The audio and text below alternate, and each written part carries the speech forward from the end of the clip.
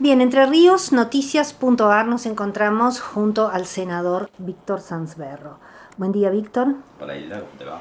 Bien, Víctor, en el discurso que dio la intendenta Isa Castañino, la apertura de sesiones en la noche de ayer, hizo hincapié, atravesó el discurso de ella, habló de la falta de acompañamiento, tanto a nivel provincial como nacional. Y fue por más, dijo, desde el retorno de la democracia no se ha visto algo igual. Claro, eso te diría, mira que coincide con un argumento que yo suelo trabajar mucho en donde me toca desempeñar. Yo digo, si hay una política pública que caracteriza a nuestro gobierno nacional, es el desfinanciamiento Sí. a las provincias y a los municipios. Entre Ríos, por supuesto que lo padece, y la Municipalidad de Victoria también por ser parte de esa provincia. Entonces muchas veces yo suelo poner en tensión y no logro comprender cuál es el fundamento para que desde el gobierno de la provincia con tanta resolución se acompañe este rumbo elegido por el gobierno nacional, si los entrerrianos y los victorienses en particular lo estamos padeciendo de este modo. Entonces, esto es lo que yo planteo. A nosotros nos ha tocado acompañar políticas públicas que ha impulsado el gobernador de la provincia, pero también nos ha tocado disentir en cuestiones y lo hemos planteado. Acá me parece hay algo que es imposible de cuestionar, porque lo que dijo Isa también lo dice el gobernador de la provincia. La anemia de recursos es una cuestión que no se puede discutir y ese desfinanciamiento es una política pública del gobierno nacional. Bueno, pero tomando en cuenta lo que acabas de decir, el desfinanciamiento, pero tenemos un gobernador que está en línea directa con el gobierno nacional. Sí. ¿Ustedes cómo lo ven desde la legislatura? ¿Cómo lo viven? Yo lo vivo como un contrasentido, es decir, y convivimos con eso. Ahora el que tiene que dar las explicaciones es el gobernador. No me corresponde a mí dar una explicación de un asunto que yo no logro comprender y que lo pongo en crisis permanentemente. Mirá, te lo pongo en números, pero no en números absolutos para que se comprenda. Nuestra provincia depende 3/4 parte de su estructura de financiamiento de los recursos que llegan de nación, y tan solo junta con lo propio un 25% de su estructura de financiamiento. Cuando vos tenés que a nivel país está cayendo la actividad económica, cuando vos te encontrás con que hay caída de consumo, los impuestos que financian sustancialmente el régimen de coparticipación, IVA y ganancia, vienen verificando caídas tremendas. Y si nosotros en una 3/4 parte dependemos de esto, imagínate vos que estamos en una situación crítica. Entonces, este acompañamiento de rumbo no se logra entender.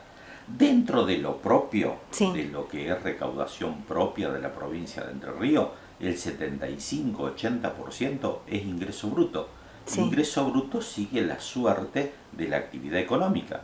La actividad económica no despega. Entonces, estamos en una situación crítica. Y esto vos trasladalo a la Municipalidad de Victoria para que se entienda. El impuesto a los ingresos brutos, que es muy criticado. Totales. Sí. Bueno, pero el impuesto a los ingresos brutos, que es muy criticado por el común denominador de la gente en todos los sectores, sean sectores donde hay mayores ingresos como los menores. Bien. ¿Por qué tu postura respecto de la emergencia de la obra pública? A ver. Dentro de este escenario incluso que acabas de detallar. Ninguna jurisdicción, ni municipal, ni provincial, ni nacional, va a alcanzar niveles de crecimiento y desarrollo si no se invierte en obra pública. Es decir, es fundamental invertir en obra pública. E invertir en obra pública significa poder darle al presupuesto público una orientación hacia la inversión. Pero si hoy el presupuesto público tiene esta anemia de recursos, que apenas está pudiendo atender los gastos corrientes, ¿cómo hace un gobernante local para poder reorientar ese presupuesto público si prácticamente los pocos recursos con los que cuenta son absorbidos por el pago de sueldos y los servicios esenciales? Si vos seguís la línea del discurso de Isa ayer, lo que hizo fue reflejar esta situación, de manera tal que si me preguntaste tengo que decir, mira, fue un discurso elocuente, fue objetivo, describió la situación por la que te toca transitar. Ahora, descripta la situación, yo te digo, los desafíos pasan por un liderazgo muy inteligente, por no dejarse agobiar por este entorno y encontrar niveles de equilibrio siempre avanzando hacia adelante. Esto demanda inteligencia, demanda sensatez y demanda mucho diálogo. Como legislador provincial, ¿cómo es el diálogo con el gobernador? Y esto te lo pregunto por lo siguiente, siempre se te escucha a vos hablar teniendo un discurso de connivencia con todos tus pares. Digo, más allá de las necesidades de cada departamento que ustedes representan, vos siempre hablás y haces hincapié en la unidad. Digo, ¿cómo te parás en ese escenario? Y también respecto de la relación con el gobernador. Yo estoy absolutamente convencido de eso, es decir, quienes representamos políticamente a nuestra sociedad, más allá de asumir, de tener, de formar parte de un espacio de identidad política, cuando tenemos la responsabilidad de trabajarlo debemos hacer en nombre del conjunto. Entonces yo no he dudado a la hora de acompañar determinadas políticas. Acompañé los regímenes de emergencia cuando entendí que los debía acompañar, hice los aportes o hicimos los aportes desde distintos lugares. Te pongo un ejemplo. Acompañamos en su momento declarar la emergencia en materia alimentaria, ¿sí? Pero propusimos duplicar el presupuesto destinado a atender esta emergencia y propusimos también una mesa de diálogo social. En esa mesa de diálogo social, ¿quiénes están? Las autoridades que dependen del Poder Ejecutivo, están las autoridades educativas, de salud, la del Ministerio de Desarrollo Humano, pero también hay legisladores oficialistas y de la oposición, y están las organizaciones sociales, y está la Mesa contra el Hambre, y está la universidad, y ese es un ámbito muy rico, es plural, es de diálogo, es de acuerdo, y mes por mes se reúne en la provincia de Entre Ríos y trabaja este tema que es el que está vinculado con la provisión de módulos alimentarios y políticas públicas que tienden a garantizar la seguridad alimentaria en la provincia de Entre Ríos. Bien, eso por un lado entonces está contestado porque ahí va mi otra pregunta, por el tema alimenticio. Pero también en este escenario de la provincia se habla de una reforma previsional. Sí. Digo, la postura tuya como legislador. Mira, mi postura como legislador es que hay una situación que hay que afrontarla con realismo. Sí. El quebranto previsional existe. Sí. Y es un tema que ya puso sobre la mesa el anterior gobernador y no fue tomado para trabajarlo. Yo creo que ya se hace sostenible y que concretamente debe trabajarse. Hay cuestiones en las que estamos todos de acuerdo y me parece que tenemos que defender y otras tendremos que revisar. Estamos de acuerdo con que la caja pertenezca a la provincia, estamos de acuerdo con sostener el 82%, que es un logro. Ahora, hay que revisar un montón de cuestiones. ¿Qué cuestiones hay que revisar? Hay que revisar, primero, las acreencias que la provincia tiene respecto del gobierno federal y reclamarlas con toda fuerza. Hay que revisar los regímenes especiales. Yo te puedo decir, mira, hay regímenes especiales que tienen asimetrías que hay que corregir y ver concretamente cómo quedamos con toda esta actuación.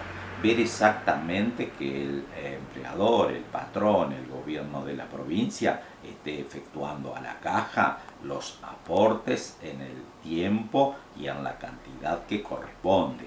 Y por el otro lado hay una auditoría que está en marcha, que está llevando adelante el gobierno nacional y que han prometido concluirla para el mes de mayo. Bueno, nosotros esa auditoría la vamos a querer conocer en detalle y esto es importante porque hace a la transparencia, hace a que todos igualemos información a la hora de tratar un tema que tiene muchísima complejidad y es un tema que concretamente va a tener indudablemente consecuencias, impacto y hay que trabajar con muchísimo cuidado. Cualquier reforma que se haga no debe perder de vista los derechos adquiridos, la equidad y la gradualidad. Pero también hay que atender este asunto con realismo fiscal. Bien, ¿qué desafíos tenés para lo que queda de la gestión? Poder tener esta energía, esta voluntad de trabajo para concluir lo que resta mi mandato. A mí en lo personal me gustaría poder concretar algún logro, alguna expectativa, que no quiero ser imprudente, por eso no me gusta hacer anuncios puntuales, pero sí, uno siempre sueña, uno siempre tiene como norte, uno siempre tiene planteado como propósito algo que pueda ser significativo, relevante, importante para el conjunto del departamento Victoria. Eso está siempre en la mira y está en la mira poder terminar mi tarea y poder charlar con cualquier vecino, con cualquier victoriense en cualquier punto del departamento, como hoy lo hago diariamente, teniendo la tranquilidad y la satisfacción desde que en cuanto a mí me fue de la competencia, puedo mirar a cualquiera y decirle he cumplido con la tarea que ustedes me encargaron. Bien, lo último, Víctor. Sí. ¿Qué autocrítica hace el justicialismo del presente? Digo, hablamos de un justicialismo que estuvo muchos años en la provincia. Se habla constantemente de la herencia, de lo heredado, y hay una grieta permanente. Sí. Digo, de parte de ustedes, ¿qué autocrítica hay? Más allá de todo lo que venimos hablando, de la falta de dinero, de la falta de acompañamiento a nivel provincial, nacional, etcétera. Sí, las autocríticas siempre son importantes y además te voy a corregir, no solo tuvo responsabilidad a nivel de la provincia, también lo tuvo a nivel del país, digamos. Y no hay que ser reticente y esquivar a este diálogo, hay que asumir las responsabilidades. Yo una cosa que por ejemplo planteo con crudeza, nosotros concretamente terminamos nuestra tarea de gobierno y teníamos una inflación que estaba superando claramente el 200% anual. Es decir, y esta es concretamente un flagelo que la población ya no toleraba más e hicimos una campaña electoral sin hablar de este asunto que tanto preocupaba a la gente.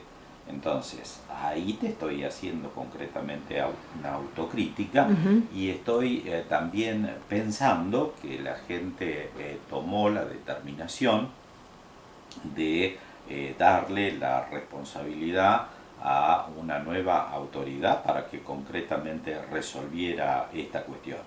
Entonces, ¿qué es lo que estamos viendo nosotros? Bueno, también tampoco se puede plantear una respuesta desinflacionaria a cuenta de hacer bolsa todo. Es decir, esta no es la salida. Entonces, la autocrítica tiene que ver también con los desafíos del presente y cómo nos paramos mirando hacia adelante. Entonces, si yo tengo que concretamente sintetizarlo, te diría, el peronismo más que autocrítica tiene un desafío. Explicarle a los argentinos y a los entrerrianos cómo es capaz de proponer un modelo de crecimiento, un modelo de desarrollo con inclusión, con todos adentro, pero garantizando un Estado eficaz, garantizando que no necesita darle a la maquinita y generar inflación, y garantizándole que es posible crecer con equilibrio y alcanzar grados de desarrollo para que, en lugar de aumentar la desigualdad como hoy está sucediendo, el crecimiento y la igualdad sean los que signan la propuesta de gobierno que hace el justicialismo. Esa es la autocrítica y la tarea que tiene el peronismo a su cargo. Perfecto, muy bien. Senador Víctor Sanz Berro, senador provincial, muchísimas gracias por habernos atendido. A usted. Gracias.